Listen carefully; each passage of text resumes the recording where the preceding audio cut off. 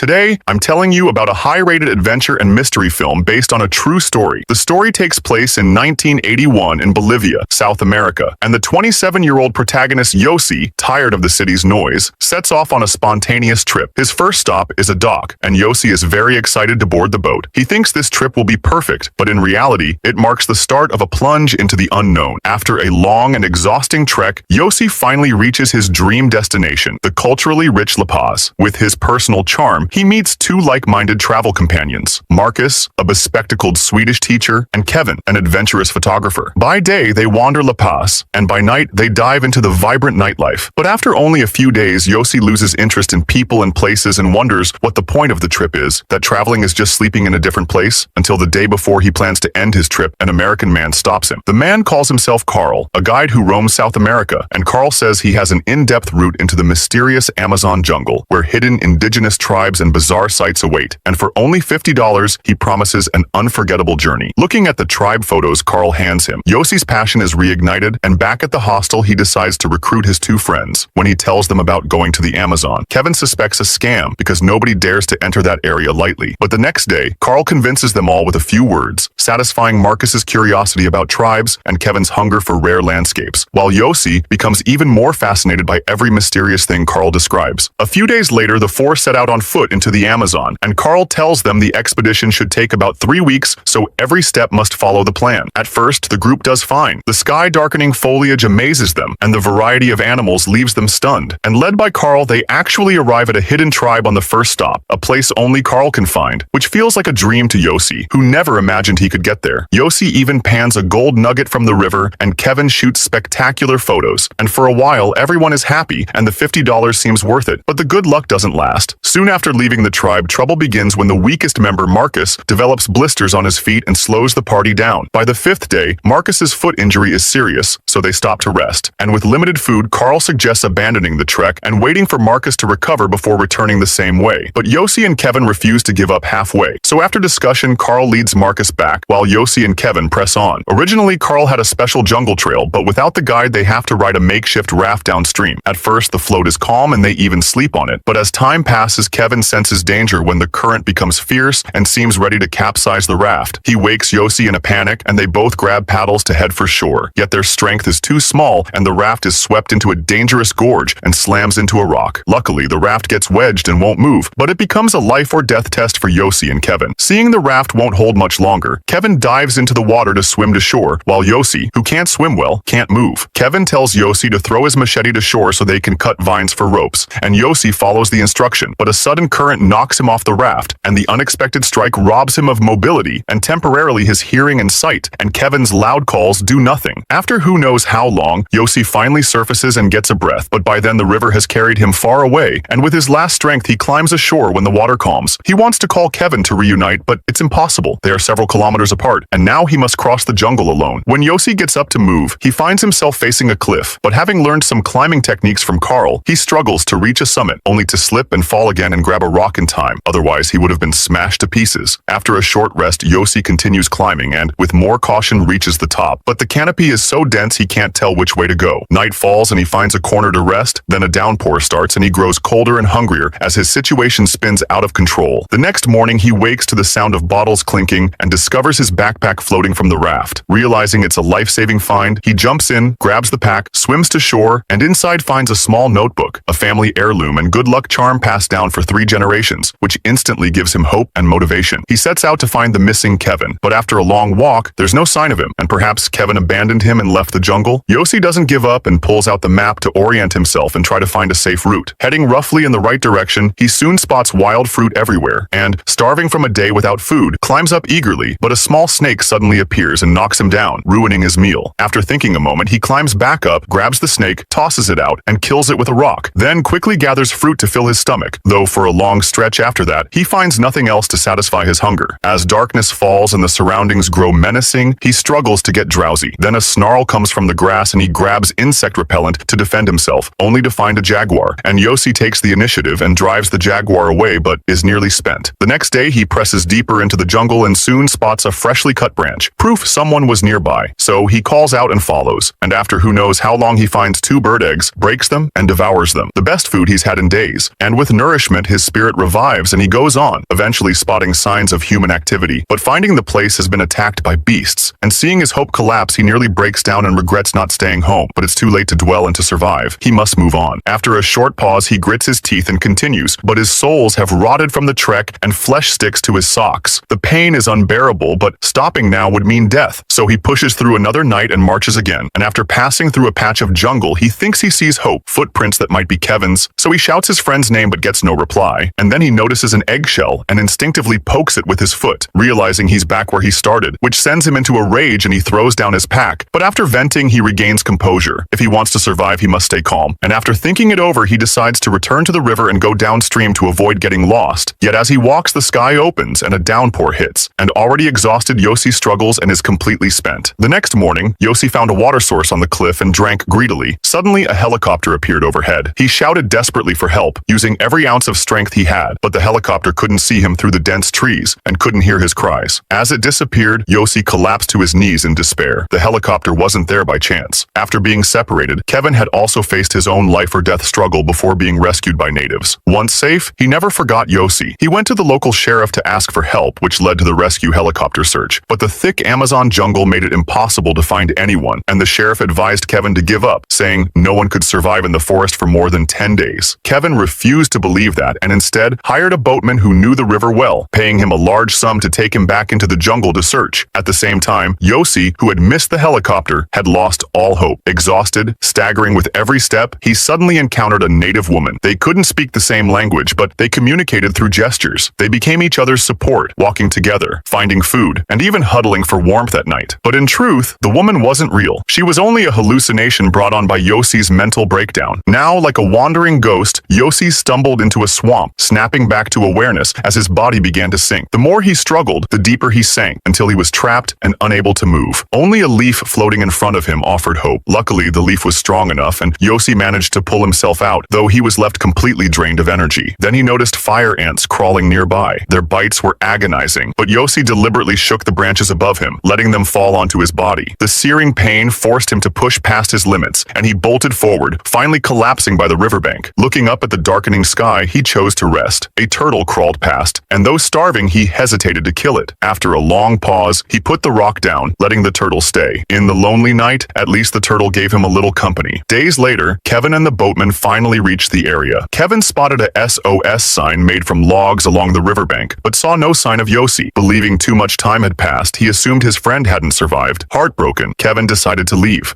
As he boarded the boat, he kicked a piece of wood, a small action that stirred the near-dead Yossi, who had been hiding nearby from the cold. Barely able to move, he tried to crawl out, but his body was too weak to call for help. Just as Kevin's boat was turning away, he happened to glance back. His eyes widened in shock and joy, and he shouted for the captain to turn the boat around. When they reached him, Yossi was emaciated, but his eyes still burned with determination. After surviving 19 grueling days in the jungle, he was finally rescued, becoming the only tourist in history to make it out alive. The movie is based on the true events of 1981, telling the survival story of adventurer Yossi Ghinsberg. It's worth noting that the real guide Carl was a wanted criminal who lured tourists into the rainforest just to take their money. He was supposed to return but disappeared without a trace, as did Marcus. 10 years later, Yossi returned to the Amazon and partnered with local tribes to open an eco-lodge, where he chose to stay for good, never leaving again. If you were Kevin, would you have gone back to save Yossi?